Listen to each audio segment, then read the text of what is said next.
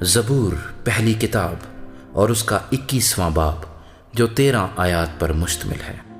اے خداوند، تیری قوت سے بادشاہ خوش ہوگا اور تیری نجات سے اسے نہایت شادمانی ہوگی۔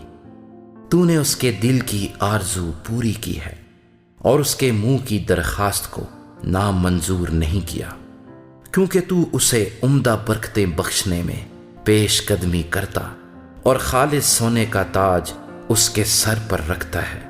اس نے تجھ سے زندگی چاہی اور تو نے بخشی، بلکہ عمر کی درازی ہمیشہ کے لیے۔ تیری نجات کے سبب سے اس کی شوکت عظیم ہے۔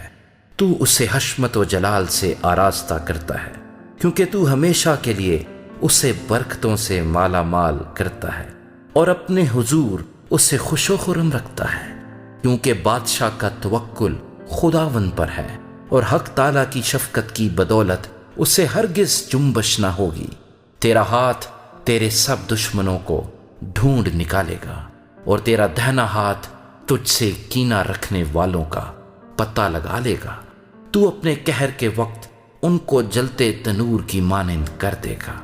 خداوند اپنے غضب میں ان کو نگل جائے گا اور آگ ان کو کھا جائے گی۔ تو ان کے پھل کو زمین پر سے نابود کر دے گا اور ان کی نسل کو بنی آدم میں سے، کیونکہ انہوں نے تجھ سے بدی کرنا چاہا۔ انہوں نے ایسا منصوبہ باندھا جسے وہ پورا نہیں کر سکتے، کیونکہ تو ان کا منہ پھیر دے گا۔ تو ان کے مقابلے میں اپنے چلے چڑھائے گا۔ اے خداوند، تو اپنی ہی قوت میں سربلند ہو اور ہم گا کر تیری قدرت کی ستائش کریں گے۔